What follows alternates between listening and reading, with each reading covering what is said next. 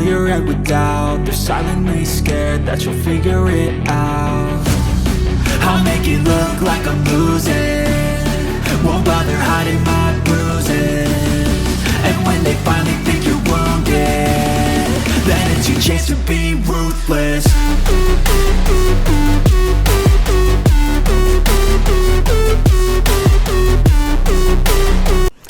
안녕하세요. 생활스포츠 지도사 운동역학 강의를 맡은 정인숙입니다.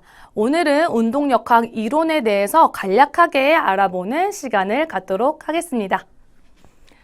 자, 첫 번째 운동역학의 정의에 대해 먼저 알아보실 텐데요. 자, 운동역학이란 역학, 생리학, 해부학적 기초 지식을 활용하여 신체 운동을 보다 쉽게 이해하는 학문이다. 그래서 움직임을 일으키는 힘하고 그 힘의 결과로 발생하는 물체의 움직임을 연구하는 학문이다 라고 하는 것을 간단하게 읽고 넘어가시면 될 것 같고요.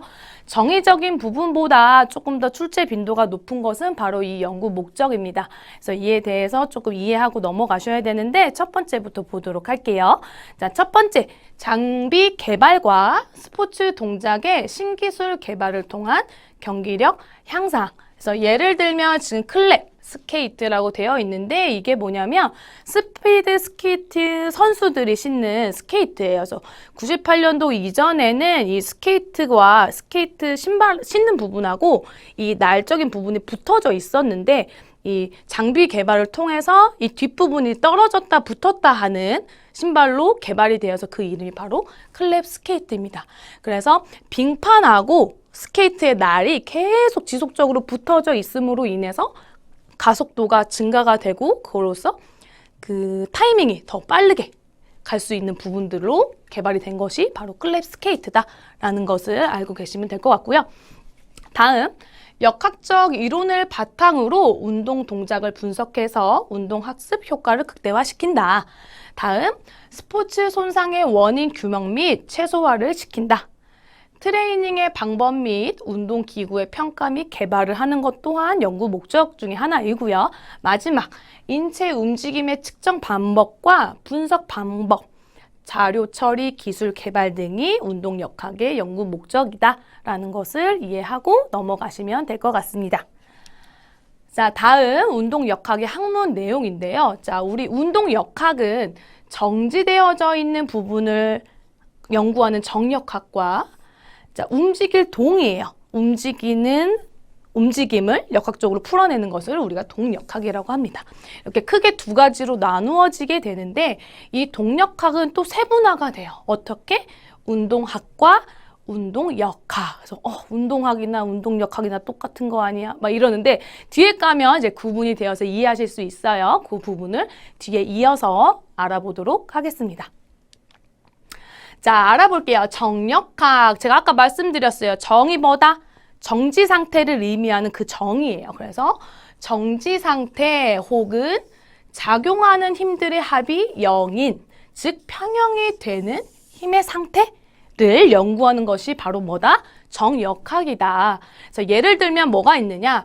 100m 달리기의 크라우칭 스타트. 크라우칭 스타트 저건 또 뭐야? 라고 하시지만 어렵지 않아요. 우리 100m 달리기 하는 선수들 보시면 출발 자세가 어떻게 돼 있죠? 뒤에 스타팅 블록에 딱 발을 걸쳐놓고 이렇게 엎드려져 있잖아요. 그 스타트 자세를 우리가 크라우칭 스타트 자세라고 합니다. 그때 아무 힘이 들어가지 않죠. 정지되어져 있지만 그 선수들은 힘을 쓰고 있는 상태라는 거예요. 그래서 그 부분이 정역학의 예 중에 하나다. 또 체조의 십자 버티기 자세 또한 정지되어 있는 상태이지만 힘은 쓰고 있는 상태, 그런 것들을 연구하는 것이 정역학이다라는 거를 이해하시면 될 것 같고요. 다음, 동역학입니다. 이거 제가 뭐라고 말씀드렸어요? 움직일 동이에요. 움직이는 상태를 역학적으로 풀어낸 것을 우리는 동역학이라고 합니다. 그래서 신체가 가속되는 상태에서 발생하는 힘을 연구하는 것이다.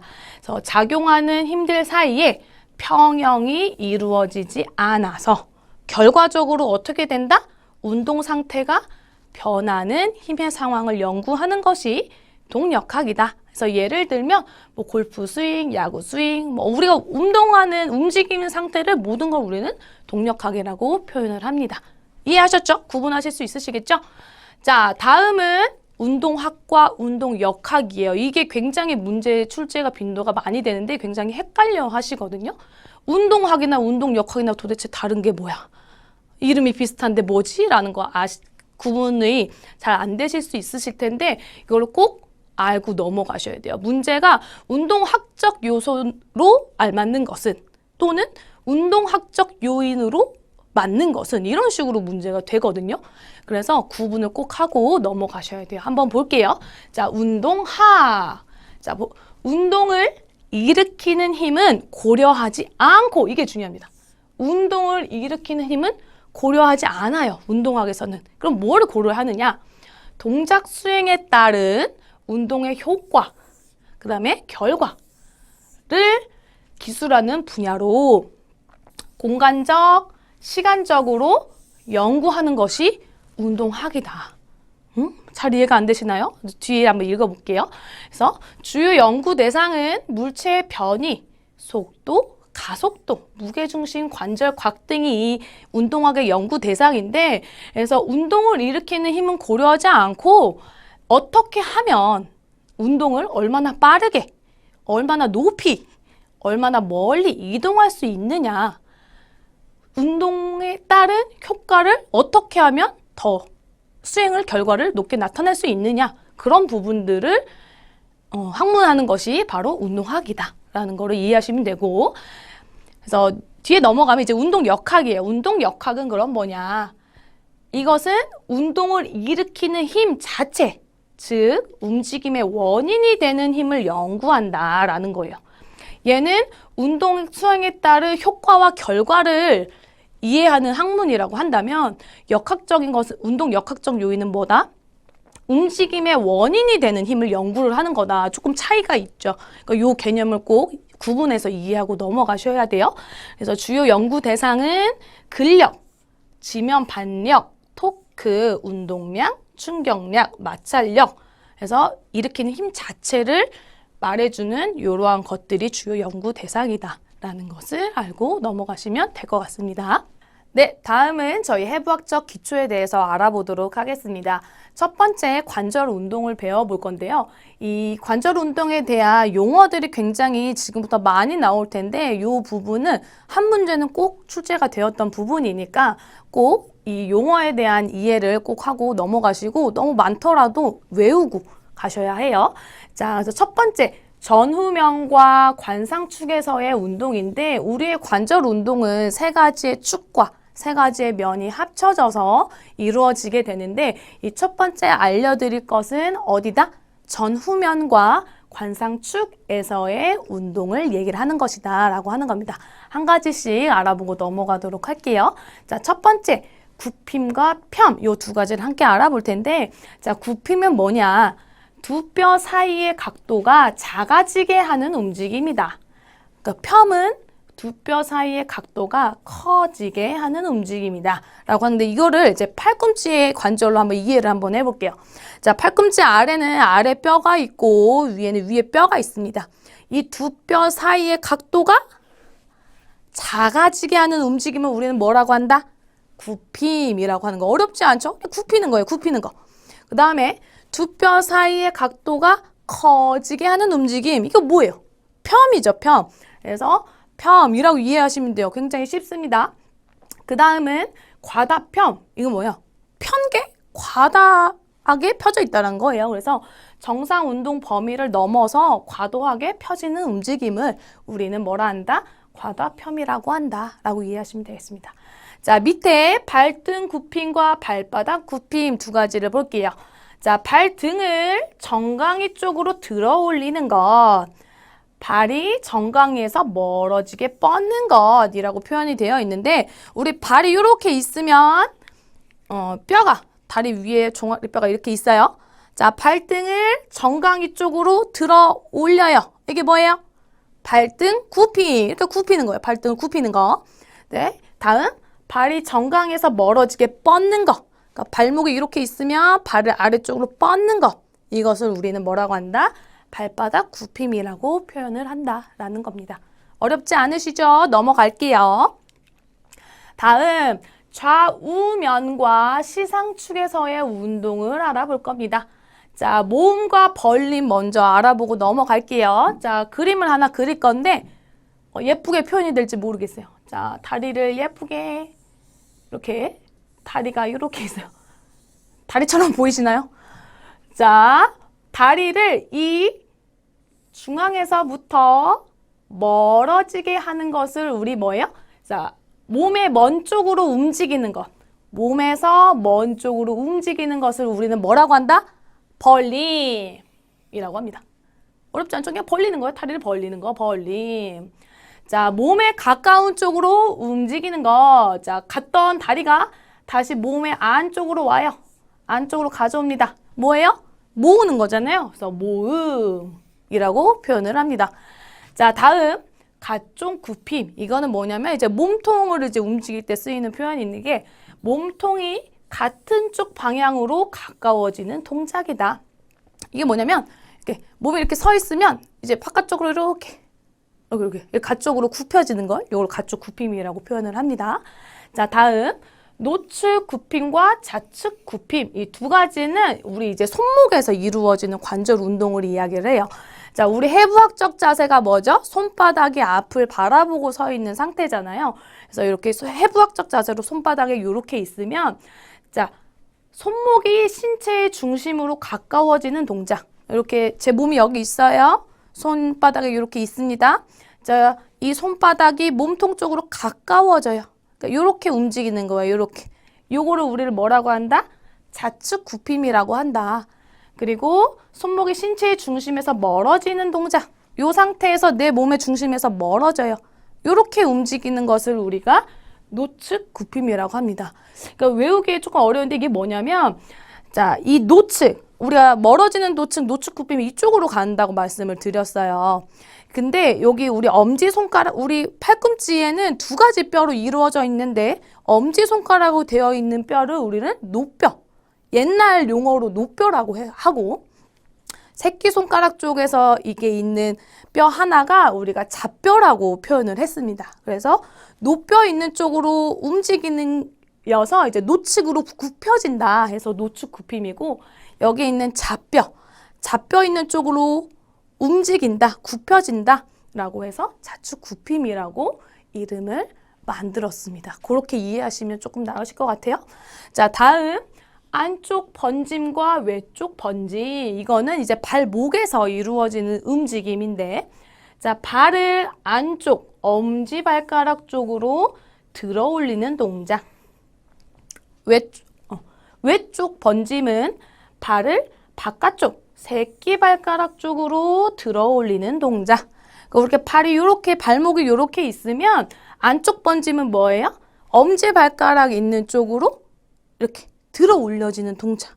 요게 이제 4번이고 바깥쪽 새끼발가락 쪽으로 들어 올려지는 동작. 이거를 외쪽 번짐이라고 합니다. 그래서 우리가 발이 삐끗, 바깥쪽으로 삐끗할 때의 그런 움직임을 우리가 해부학적 용어로 정의를 하면 뭐다?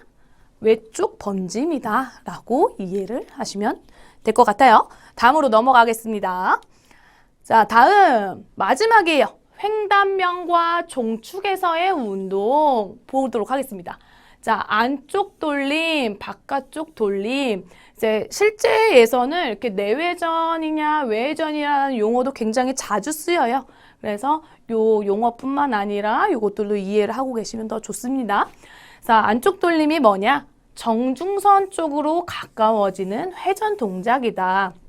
여기서 이제 정중선은 뭐냐면 우리 몸이 이렇게 서 있을 때 몸을 이렇게 중간으로 쭉 내려서 이렇게 긋는 선, 직선을 우리가 정중선이라고 해요.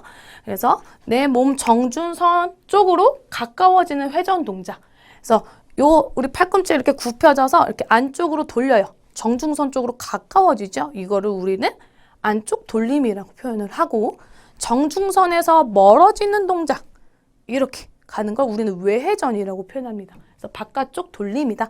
바깥쪽으로 돌린다 라는 뜻이에요. 그래서 이렇게 이해하시면 될 것 같고요. 자, 엎침과 뒤침 이거는 손바닥이 아래로 향하는 동작. 뒤침은 손바닥이 위로 향하는 동작이다. 그래서 대댐지 아세요? 대댐지? 용어 다르시나요? 제가 어렸을 때는 대댐지 이렇게 했거든요.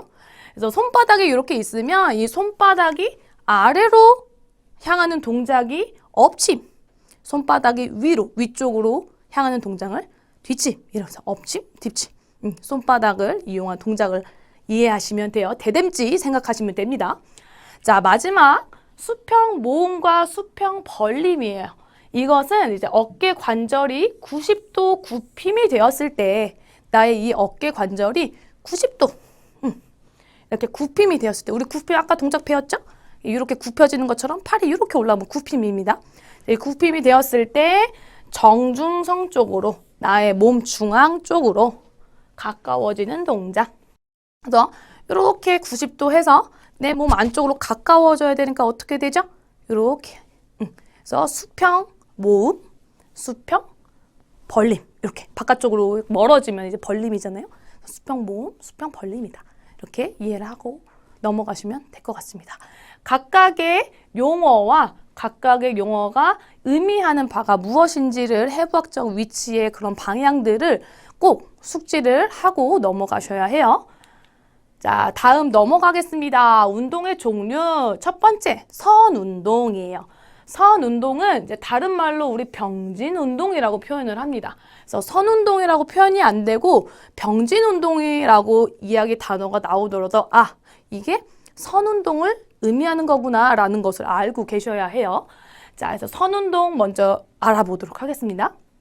신체의 모든 부위가 같은 시간에 동일한 방향으로 동일한 거리를 움직이는 운동을 말한다. 그래서 어떻게 있다? 직선 운동하고 곡선 운동 두 가지가 있다. 그래서 직선 운동은 말 그대로 직선이에요, 직선. 동일한 거리를 동일한 방향과 속도로 움직이는 거. 이제 밑에 그림을 보시면 자, 여기 A라고 하는 위치에서 B라고 하는 위치까지 어떻게 움직이죠? 동일한 방향과 동일한 속도로 같은 걸로 움직이니까 이렇게 직선으로 표현이 되죠. 그래서 또 다른 예를 보면 이제 우리 김연아 선수를 떠올리면서 한번 볼게요. 자, 김연아 선수가 여기에서부터 쭉 스케이트를 타고 쭉 갑니다. 이것이 바로 직선으로 표현되는 직선 운동에 해당이 된다라는 거 알고 계시면 될 것 같고, 그래서 선 운동이기 때문에 직선 운동만 있다라고 생각하시는 분들이 많은데 한 가지가 더 있어요. 뭐예요? 곡선 운동이죠. 곡선 운동, 직선이 아닌 모든 다른 병진 운동, 선 운동을 우리는 곡선 운동이라고 한다. 그래서 예를 들면 이렇게 스키를 타고 이렇게 왔다 갔다 하면서 하지만 직선의 형태는 아니에요. 선은 곡선의 형태를 따르지만 방향과 거리와 속도는 동일하게 가져가죠. 그러니까 이것을 우리는 곡선 운동이라고 표현을 합니다. 그래서 선 운동을 표현하는 역학량은 뭐가 있느냐? 자, 거리, 변위, 속력, 속도, 가속도 이렇게 표현되는 역학량이 있다라고 한다면 이것은 선 운동에 해당되는 문제이겠구나라고 생각을 하시면 돼요. 자, 다음 각 운동에 대해서 넘어가 보도록 하겠습니다. 자, 이렇게 회전 운동이다라고 표현이 안 되고 각 운동이다라고만 나오면 이게 뭐야? 라고 생각하시는 분들 많아요. 각 운동하면 그냥 회전 운동이에요. 이렇게 각도를 움직이면서 하는 운동들을 우리가 각 운동이라고 표현을 합니다. 그래서 고정된 축, 회전 축을 중심으로 같은 시간에 동일한 방향으로 동일한 각이에요. 동일한 각을 움직이며 일어나는 운동을 우리는 뭐라고 한다? 각 운동이라고 한다. 그래서 예를 들면 뭐가 있어요? 철봉, 대차돌기. 철봉을 축으로 회전을 하죠. 자, 여기 그림 보시면 굉장히 잘 나와 있죠?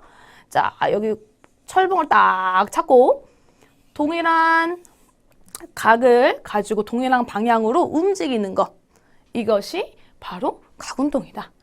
또 골프도 각 운동이에요. 어디를 축으로 하죠? 어깨 관절을 축으로 합니다. 어깨 관절을 축으로 회전하는 운동을 또한 우리 각 운동에다 표현을 합니다. 그래서 각 운동을 표현하는 역학량은 뭐냐? 앞서 얘기했던 선 운동의 역학량에 앞에 각만 붙이면 돼요. 각거리, 각변위, 각속력, 각속도, 각가속도 이렇게 붙이면 됩니다. 그래서 그 앞에 각만 붙이면 각 운동을 표현하는 역학량이 된다라는 거 알고 계시면 될 것 같습니다. 자, 다음 복합 운동. 딱 복합하면 딱 뭔지 예상이 되시죠? 앞서 얘기했던 선 운동하고 각 운동이 합쳐져 있는 형태를 우리는 복합 운동이라고 얘기를 합니다. 그래서 선 운동과 각 운동이 결합되어 있다. 그래서 복합적으로 움직이는 형태를 우리는 복합 운동이라고 한다. 그래서 신체 운동의 대부분이 복합 운동에 해당이 된다. 그래서 예를 들면 얘가 밑에 나와져 있는데 보시면 보행이에요, 보행. 자, 우리가 이렇게 걸어요. 자, 여기 그림을 보시면 앞으로 걸어 나갑니다. 그래서 나의 무게중심이나 신체 이동은 앞쪽으로 쭉 선을 그리면서 직선 운동을 하지만, 선 운동을 하지만 이 밑에서는 다리가 어떻게 돼요? 무릎 관절이 계속 각 운동을 하면서 우리는 걸어 나가게 되죠. 그래서 무릎의 움직임이나 이런 부분들은 각 운동을 형태를 띈다. 그래서 복합 운동의 예가 될 수 있다. 다음 사이클.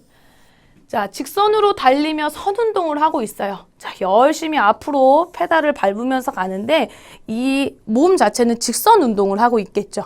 하지만 어떻게 돼요? 밑에 자전거 바퀴하고 이제 무릎뼈와 고관절 있는 요 부분들은 열심히 페달을 돌리면서 각 운동을 일으킵니다. 그래서 이러한 게 복합되어 있다. 그래서 우리의 신체 운동 대부분이 복합 운동에 해당이 된다라는 것을 알고 계시면 되겠습니다. 자, 다음 이제 인체의 무게중심과 관련된 문제는 매년 한 문제씩은 나왔던 것 같아요. 조금씩 다르게는 나와 있지만 요것도 꼭 알고 가셔야 돼요. 자, 알아보도록 하겠습니다. 물체가 균형을 이루는 점이다. 뭐가? 무게중심이라고 하는 것이. 그래서 토크의 합이 0인 지점을 말한다. 그래서 정적인 자세, 정이 아까 우리 앞에서 말했어요. 정지되어 있는 상태. 딱 정지되어 있는 상태에서 무게중심은 일정은 하지만 자세 변화에 따라서 내가 어떻게 자세를 이동하고 변화시키냐에 따라서 무게중심의 위치는 변할 수 있다. 그래서 남성이 여성보다 무게중심 위치가 조금 높은데 그 이유는 도대체 뭐냐? 남성이 여성에 비해서 상체 발달이 좀 더 되어 있고 여성이 남성에 비해서 둔부 발달이 좀 되어 있는 형태여서 그냥 이론적으로는 이제 뭐 키가 크고 작고에 따라서 좀 차이는 있겠지만 일반적으로는 이렇게 되어 있다라는 거 알고 계시면 될 것 같고요. 자, 무게중심은 신체 바깥에도 존재할 수 있다. 요 이제 문제가 나왔었던 거죠. 그래서 신체 바깥에도 존재할 수 있느냐 없느냐 이런 걸 묻는 문제가 출제가 되었었습니다. 그래서 무게중심은 어디다? 신체 바깥에도 존재할 수 있다라고 하는 거예요. 그래서 예를 들어서 배면뛰기와 체조 자세가 있는데 보시면 이렇게 이제 서게 되면은 이렇게 중심에 딱 있지만 자세의 변화로서 이렇게 배면뛰기라든지 이렇게 체조 자세에 따라서 무게중심은 이 신체 바깥에 존재하게 되는 거죠. 그래서 바깥에도 존재할 수 있다라고 하는 거 알고 계시면 될 것 같고요. 이 무게중심이 낮을수록 안정성이 높아져서 방향 전환이나 방어 동작에서 더 유리하다라고 합니다. 자, 농구 좋아하시는 분들 있으세요? 농구 선수들을 보면은 이제 굉장히 공을 치고 나가는 가드들의 이제 모습을 보면 굉장히 낮은 자세로 공을 빠르게 치면서 앞으로 갑니다. 왜냐? 자세를 낮추는 이유는 뭐예요? 방향 전환을 빠르게 하기 위해서 자세를 낮춰서 공을 빠르게 치고 나가죠. 또 디펜스, 수비를 하는 농구 선수들도 보면 자세가 굉장히 낮춰져 있어요. 왜요? 방어 동작에 더 유리하게 위해서 누군가 와서 나를 쳐도 이렇게 쉽게 움직이거나 쉽게 이렇게 되지 않도록 자세를 낮춰서 무게중심을 낮춰서 안정성을 높이는 거죠. 그래서 무게중심이 높은 게 아니라 낮을수록 어떻다? 안정성이 높다라고 하는 것을 꼭 알고 계셔야 합니다. 자, 다음 인체 중심의 높이와 중심선의 위치 볼게요. 인체 중심의 높이, 무게 중심의 위치를 말합니다. 무게 중심의 높이가 아까 뭐라고 했죠? 높을수록? 아니죠. 낮을수록, 무게 중심이 낮을수록 어떻다? 안정성이 증가를 한다라는 거 다시 한번 알고 넘어가고요. 무게중심선의 위치, 무게중심선이라고 하는 것은 뭐냐면 인체의 무게중심을 통과하는 수직선이다. 그래서 이 수직선이 앞서 얘기를 드리겠지만 이렇게 넓게 이제 밑에서도 표시가 되어 있지만 이런 걸 이제 기저면이라고 해요.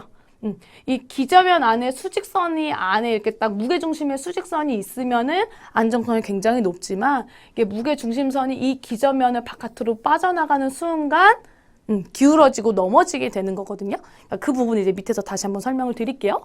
그래서 무게중심선이 기저면 중앙에 가까울수록 안정성은 점점 커지고 기저면 가장자리, 이 기저면의 가장자리로 이동할수록 안정성이 낮아집니다. 그리고 막 뭐예요? 기저면 바깥으로 나가게 되면 이 무게중심선의 수직선이 바깥으로 이동을 하게 되면 어떻게 된다? 넘어지게 된다. 근데 이제 밑에 보시면 이게 이제 씨름을 하는 그림을 표현을 한 건데요.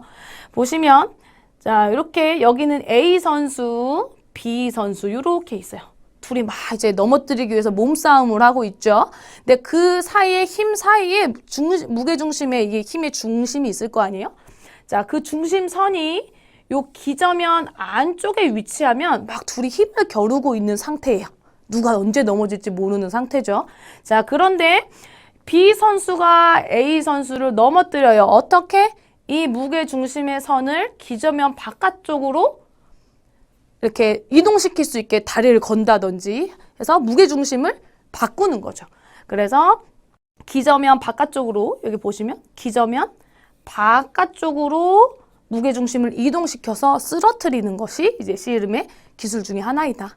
그래서 기저면이 굉장히 중요하다. 중심선이 중요하다라는 거 알고 계시면 될 것 같고 이제 앞서 했던 내용들을 종합해서 좀 정리를 하자면 자, 신체의 안정성을 높이는 방법이 굉장히 중요해요. 운동을 하는 데 있어서. 왜냐면 안정성이 있어야 운동 수행 능력도 증가하고 하니까.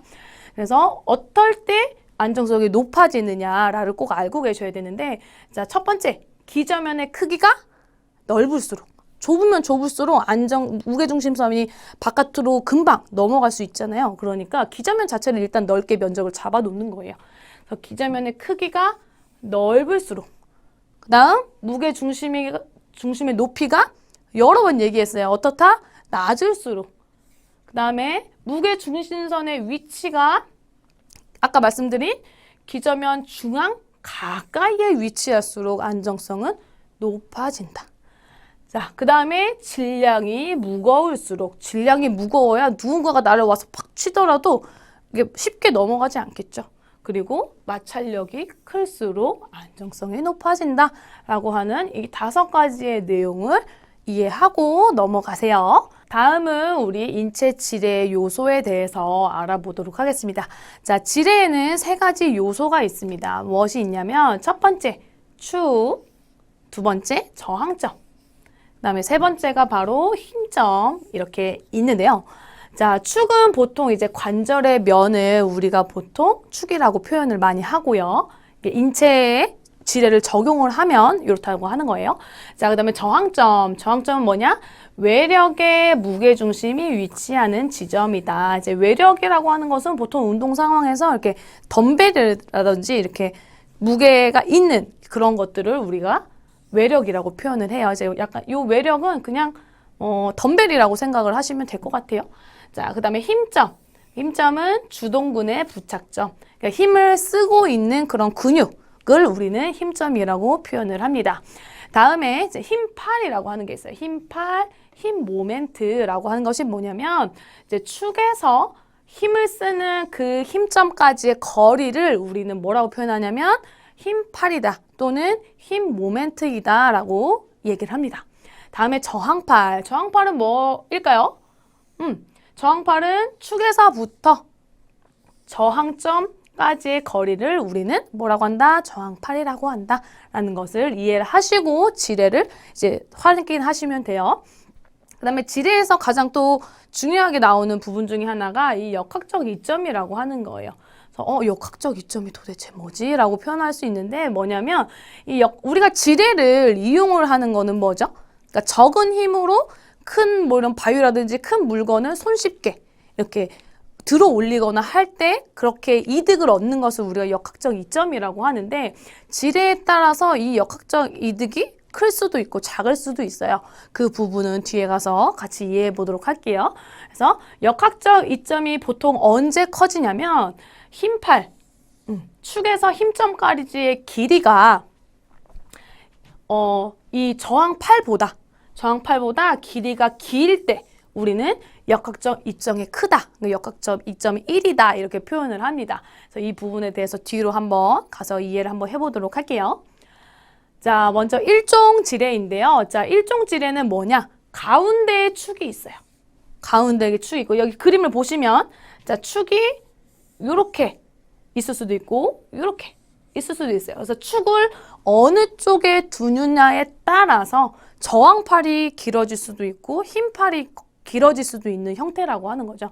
그래서 축을 어느 위치에 두느냐에 따라서 흰팔과 저항팔의 길이가 달라진다. 그래서 그 결과 역학적 이득도 1보다 클 수도 있고 작을 수도 있다. 왜?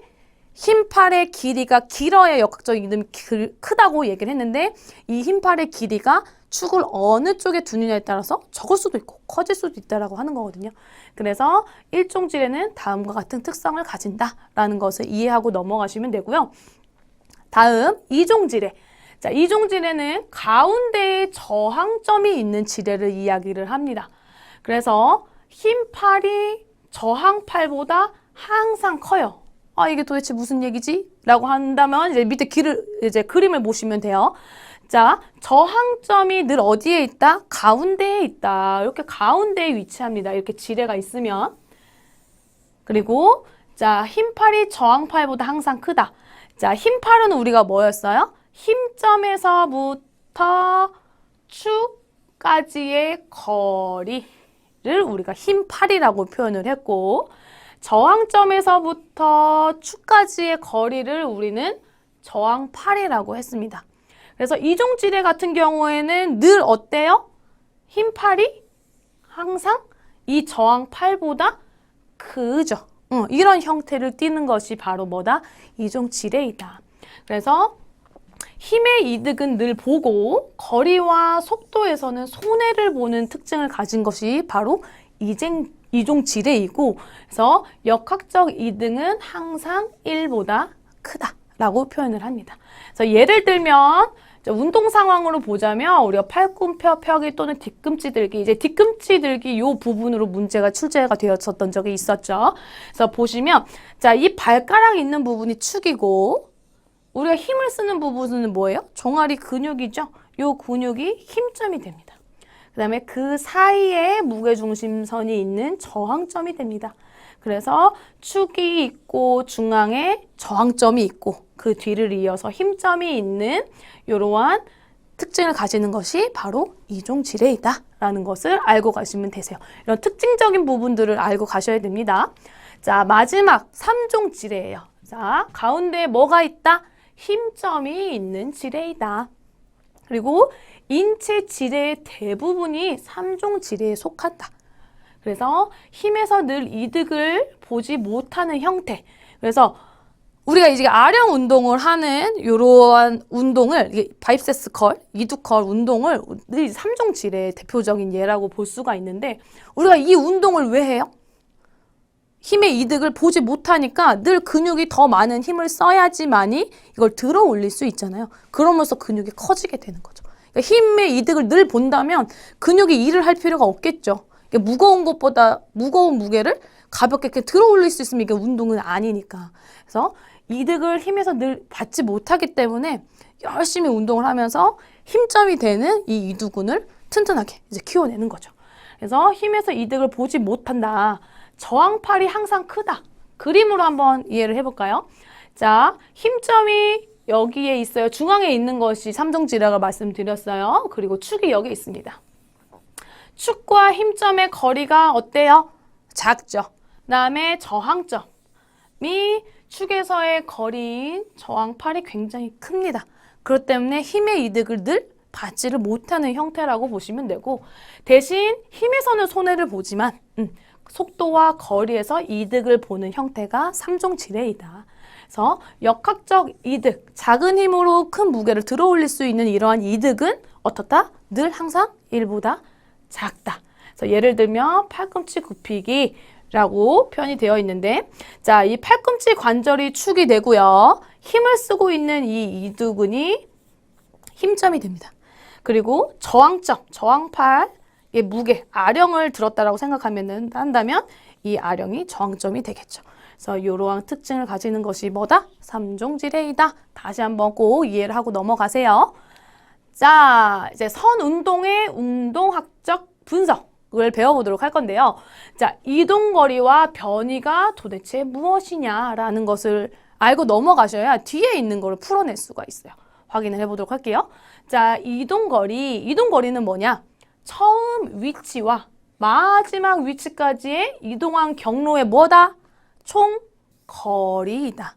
그래서 크기만을 가지는 스칼라량이다. 이것은 일단 이렇게만 알고 넘어가 보세요. 자, 변이.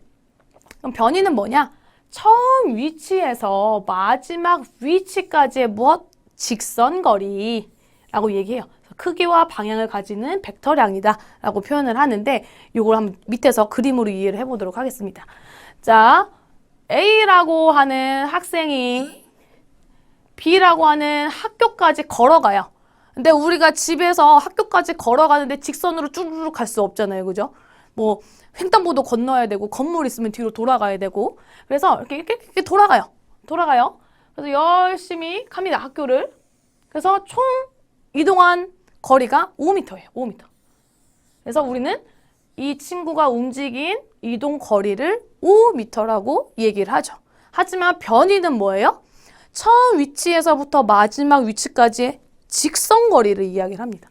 그래서 A에서 B 지점까지를 쭉 그었더니 변이는 무엇이다? 3m이더라 라고 하는 거예요.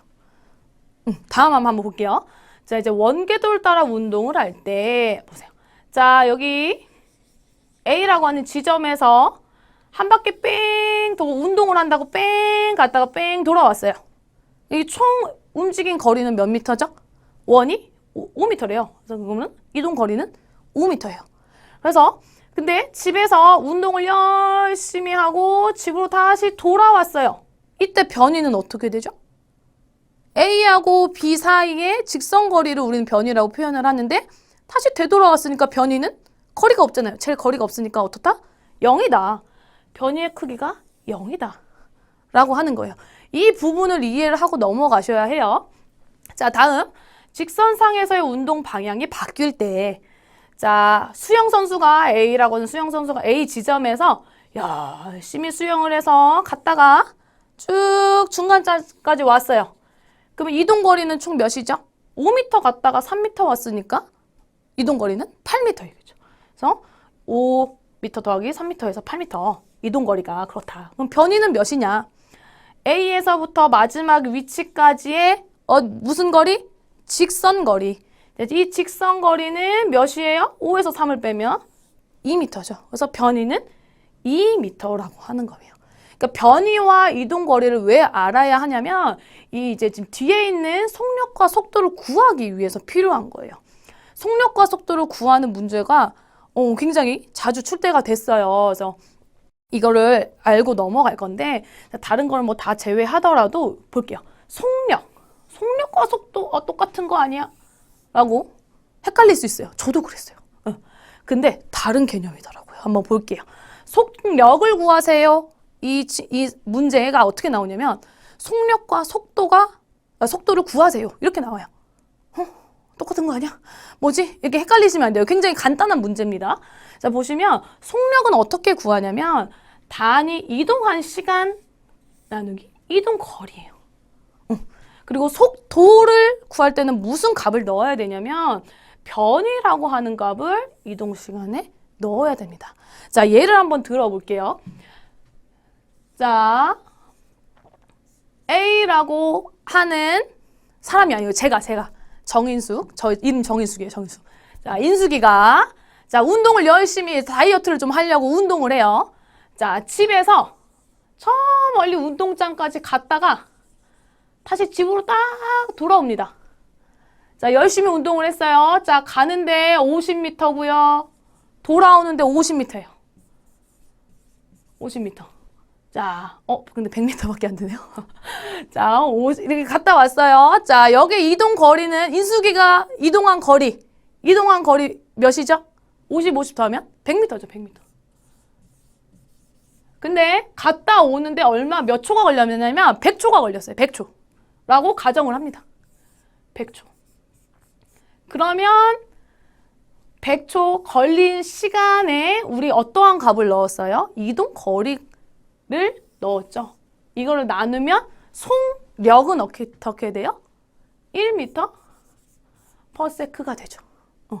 근데 속도를 구하세요 라고 해요. 그러면 우리가 이 값을 몇을 넣어야 되죠? 자, 50m를 갔다가 50m를 되돌아왔지만 변이 자체는 0이에요. 0. 직선거리가 없잖아요. 그래서 0m를 여기 값에 넣어야 하죠. 그래서 100초 동안 시간은 걸렸지만 0이라고 하는 변이를 넣으면 이 속도의 값은 몇이에요? 0m per sec라고 하는 겁니다.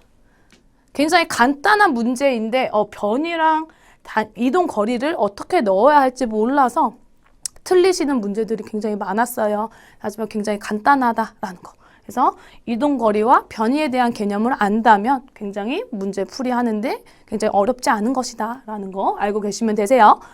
자, 다음 넘어가도록 하겠습니다. 자, 힘의 종류, 근력에 대해서 알아볼 텐데, 자, 근력은 뭐예요?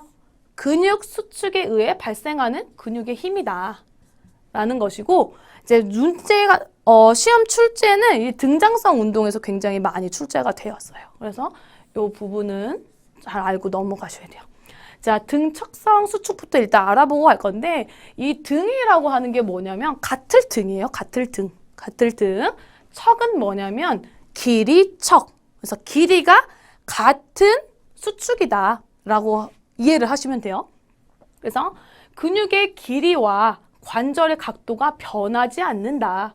그래서 힘을 쓰는 움직임이다. 예를 들면 뭐가 있다? 벽을 미는 것이 대표적인 등척성 운동이다. 자, 우리가 벽을 밀어요. 벽을 쫙 미는데 우리는 힘을 쓰고 있죠. 근데 관절의 길이가 변하지 않고 각도도 변하지가 않아요. 길이가 변하지 않잖아요. 우리가 이렇게 밀고 있으니까. 그래서 이러한 것들을 우리는 등척성 수축이다 라고 표현을 한다라는 거. 다음은 등장성 수축. 같을 등은 똑같아요. 그럼 장은 뭐죠? 장력을 이야기해요. 장력, 무게. 무게가 같은 수축이다라고 하는 거예요. 그래서 보시면 이 등장성 수축은 두 가지로 나눠지게 되는데 단축성 수축과 신장성 수축 또는 구심성 수축, 원심성 수축이라고 일컬기도 합니다. 그래서 두 가지 의미를 다 알고 계셔야 되고, 자, 단축성 수축, 구심성 수축은 뭐냐면 아령, 또 다시 바이셉스 컬이 나오는데, 자, 내가 들고 있는 이 아령의 무게는 늘 같아요. 그죠? 내가 만약에 운동을 하려고 5kg라고 하는 아령을 들었어요. 그러면 이 장력은 변하지가 않죠. 아령의 무게가 이렇게 5kg가 인 아령이 이렇게 들었다고 갑자기 10kg가 되고 이렇게 내렸다고 11kg가 되고 이러지 않잖아요. 그러니까 내가 가지고 있는 이 무게는 늘 같다. 그래서 등장성 운동이에요. 그런데 이 무게를 가지고 근육의 길이가 짧아지며 힘을 쓰는 움직임을 우리는 단축성 수축이라고 한다. 구심성이 뭐예요? 자, 중심으로 이렇게 안쪽으로 오는 걸 우리는 구심이라고 하잖아요.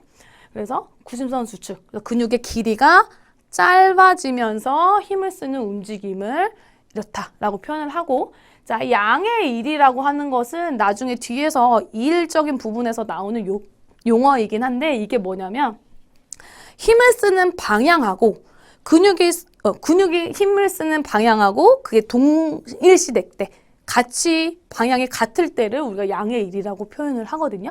그래서 그다음에 주동근에 의해 발휘되는 힘 모멘트가 저항 모멘트보다 늘 커가지고 근육의 길이가 짧아지는 움직임을 우리는 단축성, 구심성 수축이라고 얘기를 한다. 자, 다음. 자, 음의 일은 방향이 이제 반대일 때 음의 일이라고 표현을 하는데, 자, 근육의 길이가 길어지며 힘을 쓰는 움직임이다. 이거는 뭐예요? 이거는 아까 구심성이었고, 이게 이렇게 내리는 게 이제 신장성, 원심성 운동이에요. 이제 이때 원이 멀원이에요. 한자로 멀원. 그래서 중심에서 멀어지면서 쓰는 수축. 그래서 원심성 수축, 신장성 수축이라고 표현을 합니다. 그래서 주동근에 의해 발휘되는 힘 모멘트가 저항 모멘트보다 작아서 근육의 길이가 길어지는 움직임. 막 50kg의 아령을 막 들어 올리는데 너무 무거우니까 우리가 힘 모멘트가 이 저항 모멘트가 적으니까 계속 어떻게 해요? 들어 올리지 못하고 쭉 내려가죠. 그러니까 이러한 수축을 우리는 신장성 원심성 수축이라고 표현을 하는 겁니다. 그래서 이 두 가지의 내용을 이해하시면 되고 옆에 이제 그림으로 너무나 잘 나와 있기 때문에 이해하기 쉬우실 거예요. 자, 다음 넘어가도록 할게요. 자, 힘의 모멘트. 토크, 힘의 모멘트라고 하는 내용이 나오면 이건 회전 운동과 관련된 용어구나라고 생각을 하셔야 돼요. 토크 그게 도대체 뭐야? 이러시면 안 돼요. 자, 토크가 나오면 어디에 관련된 거라고 생각을 하시면 된다? 각운동, 회전 운동과 관련된 용어라고 보시면 돼요. 그래서 토크를 뭐냐면 자, 회전을 일으키는 원인이 되는 힘이다. 우리가 선운동에서는 그냥 힘, 미는 힘, 이걸 이제 우리는 힘이라고 표현을 하는데 이런 각운동에서는 똑같이 힘이라고 표현하는 구분이 안 되니까 힘이라고 하는 용어 자체를 토크라고 바꾼 거예요. 그래서 토크라고 하는 것은 각운동에서 쓰여지는 힘이라고 생각을 하시면 돼요. 그래서 힘의 모먼트라고 표현을 하고 정지하고 있는 물체나 회전하고 있는 물체의 각속도를 변화시키기 위해서 토크라고 하는 힘이 필요하다. 그래서 토크가 작용하면 정지하고 있는 물체는 회전을 하고 회전을 이미 하고 있는 물체는 회전율이 바뀌게 된다. 그러니까 예를 들면 그네가 있어요. 그네. 자, 아무도 타지 않는 그네가 딱 정지되어 있죠.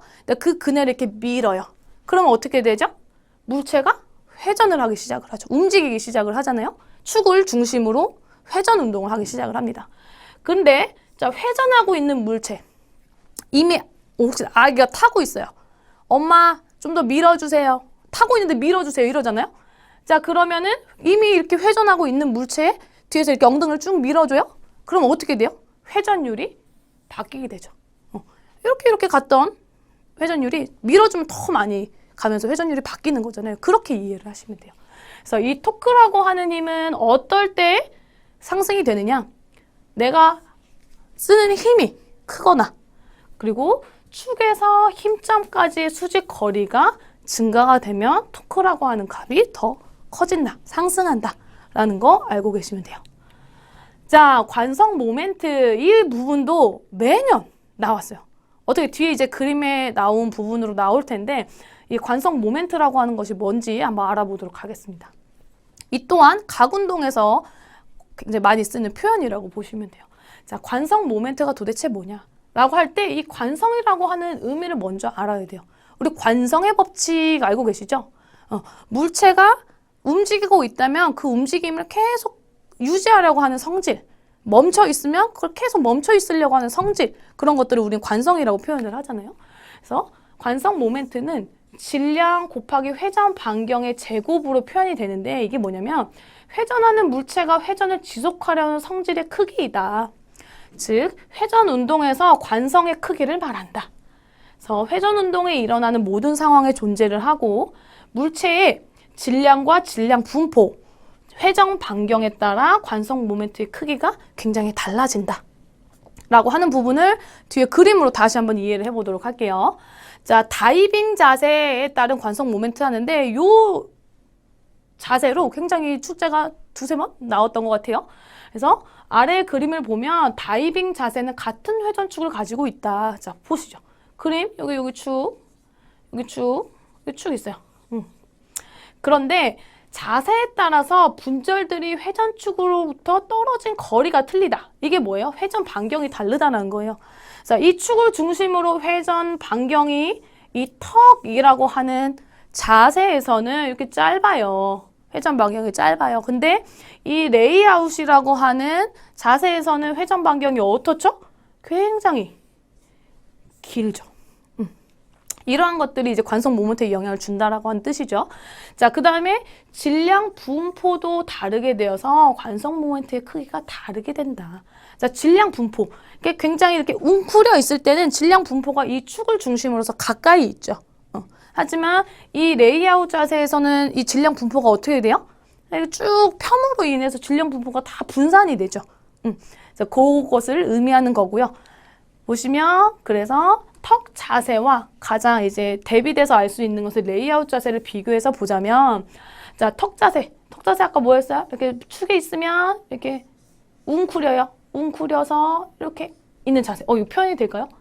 여기가 다리고 웅크리고 몸통이고 이 머리예요. 머리 이렇게 이게 턱 자세고, 레이아웃 자세 아까 뭐였죠? 여기 축이 이렇게 있으면 팔을 쭉 뻗어서 여기 손가락, 다리 쭉 뻗어서 발가락, 자, 배꼽, 얼굴. 좀 그림이 이상하지만 양해 바랍니다. 자, 그래서 턱 자세, 질량이 회전축에 가깝다. 웅크려 있으니까 질량이 회전축으로 굉장히 안으로 모여 있다. 그리고 회전 반경이 짧다.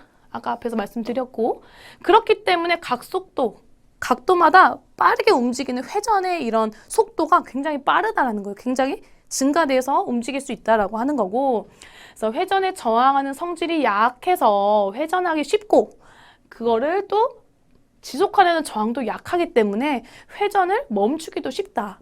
즉 뭐다? 회전을 쉽게 조절할 수 있다. 이것은 바로 관성 모멘트가 작다라는 것을 의미를 하고, 관성 모멘트가 작으면 빠른 회전이 가능하다라는 것을 일률적으로 쫙 이해를 하시면 돼요. 자, 다음 레이아웃. 질량이 회전축으로부터 멀다. 멀죠. 다 분포되어 있다고 말씀드렸어요. 회전 반경이 길어요. 그렇기 때문에 각속도가 감소를 합니다. 우리가 팔을 쭉 벌린 상태에서 뺑그르르 도는 거랑 이렇게 탁 이렇게 몰려가지고 뺑그르르 도는 거랑은 속도가 틀리잖아요. 그래서 넓게 폈으니 이제 각속도가 움직이기가 더 힘든 거죠. 각속도 감소하고, 회전에 저항하는 성질이 강해서 회전하기도 어렵고, 회전을 지속하려는 성질 또한 강해서 회전을 멈추기가 어렵다.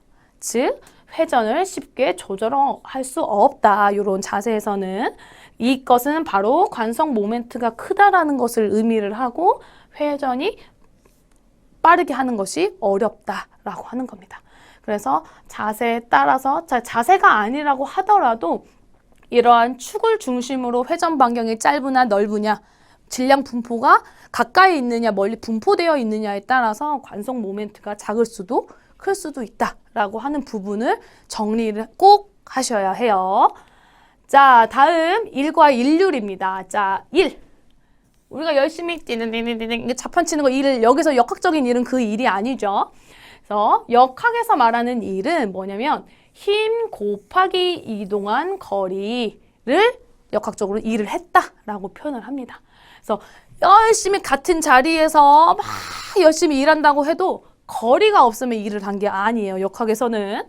자, 그래서 물체에 힘을 가했을 경우 힘의 방향으로 위치가 변하거나 가속 또는 감속되는 경우를 우리는 일이라고 표현을 한다. 물체에 작용된 힘과 힘을 가한 방향으로 이동된 거리를 곱한 물리량이고, 이 일이라고 하는 것은 양의 일과 음의 일 두 가지가 있다. 그래서 아까 한번 설명드렸는데 다시 한번 설명드리면, 자, 힘의 방향과 이동 방향이 같은 경우를 우리는 무슨 일이라고 한다? 양의 일이라고 한다. 그 음의 일은 무엇이냐? 힘의 방향과 이동 방향이 반대인 경우를 음의 일이라고 한다. 그래서 앞서 배우셨죠? 우리 이 단축성 수축을 양의 일이라고 표현하죠. 힘의 방향하고 이동 방향이 같으니까. 그런데 자, 음의 일. 내가 힘을 쓰는 건 여기인데 반대로 이동 방향이 반대예요. 이것을 우리는 음의 일이라고 표현을 한다라고 하는 거 알려드렸어요. 그 다음에 앞서 말했던 등척성 수축. 자, 그냥 쭉 벽을 밀고 있는 상태의 일은 일을 하지 않았다고 표현한다. 일이라고 보지 않는다라는 거라고 이해하고 넘어가시면 돼요. 그래서 자, 일의 단위는 힘의 단위인 뉴턴하고 거리의 단위인 미터를 곱한 값으로 표현을 합니다. 이렇게 뉴턴 곱하기 미터 이렇게 표현을 하시면 되고요. 그러니까 이렇게 늘 사용하자니 다른 단어들, 다른 역학적 물리량하고 너무 겹치는 게 많아서 이거를 우리는 간단하게 줄여요. 어떻게? 줄이라고 표현을 합니다. 그래서 1의 단위가 1줄이다. 줄이라고 하는 거니까 1의 단위다라는 거 알고 계시면 될 것 같고, 자, 역학적 1이 아닌 경우는 세 가지가 있는데 간단하게만 넘어갈게요.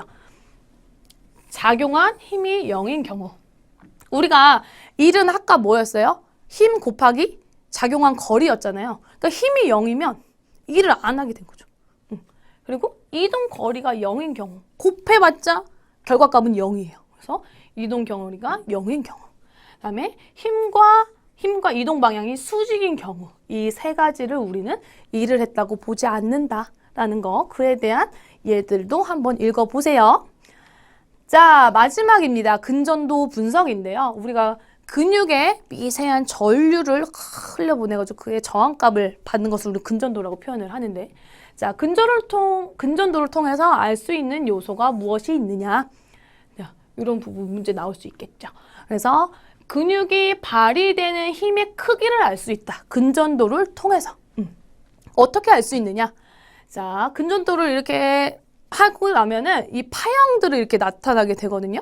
그럼 파형이 힘의 크기가 클수록 근전도 진폭이라고 표현해요. 이런 폭. 이렇게 파형의 높이를 우리가 진폭이라고 표현을 하는데, 진폭의 크기도 커진다. 그럼 진폭이 커져 있는 순간이 오면 이 근육은 힘의 크기가 크구나 라고 인지할 수 있다라고 하는 거죠.